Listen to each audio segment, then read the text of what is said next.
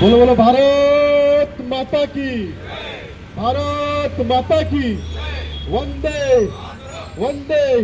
क्रांतीवीर चाफेकर बंधूंचा, छत्रपती शिवाजी महाराज की। आपल्या आदरणीय नरेंद्र मोदी सरकारने एक अतिशय जुना आणि खूप प्रतिशत असलेला आणि सर्व जनतेची मागणी असलेला निर्णय त्यांनी आज काल जाहीर केला। आणि संपूर्ण देशामध्ये जी जनगणना होणार आहे ती जातीनिहाय जनगणना करण्याची घोषणा आपल्या मोदी सरकारने केली। पहिली जनगणना जी झाली ती 1872 मध्ये इंग्रज सरकारने केली होती। 1872 ते 1931 या कालखंडामध्ये प्रत्येक वर्षी इंग्रजांनी जी जनगणना केली त्याच्यामध्ये त्यांनी जातीनिहाय वर्गीकरण त्याच्यामध्ये केलं आणि ते लोकांसमोर देखील ठेवलं होतं।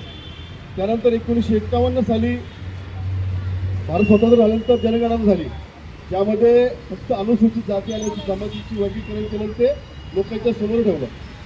प्रत्येक ज्याच्या वेळेस जनगणना झाली परंतु त्याच्या वेळेस जातीनिहाय जनगणनेचा अहवाल लोकांसमोर आणला गेला नाही। त्यामुळे मंडल आयोगाची स्थापना झाल्यानंतर भारतीय जनता पार्टीचे नेते मुंडे साहेब असतील किंवा अटलजी असतील या सर्वांनीच जातीनिहाय जनगणनेची मागणी केली होती। प्रत्येक वेळेस भारतीय जनता पार्टीचे नेते या विषयाकरता संसदेमध्ये प्रत्येक ठिकाणी प्रत्येक स्तरावरती भांडलेले आहेत। आणि सर्वात जर खऱ्या अर्थाने ही जर मागणी कोणाची असेल ती भारतीय जनता पक्षाची मागणी होती। आणि त्यानंतर काल ती मागणी पूर्ण केली आणि त्याची घोषणा झाली। त्याचा जल्लोष आपण करण्यासाठी या ठिकाणी सगळे आहोत।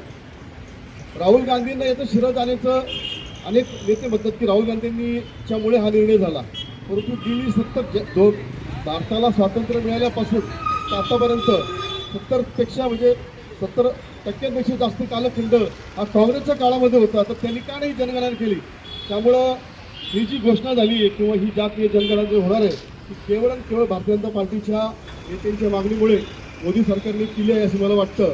मी आदरणीय नरेंद्रभाई मोदी यांचं व यांच्या पूर्ण मंत्रिमंडळाचं अभिनंदन करतो की त्यांनी ही मागणी पूर्ण केली। धन्यवाद।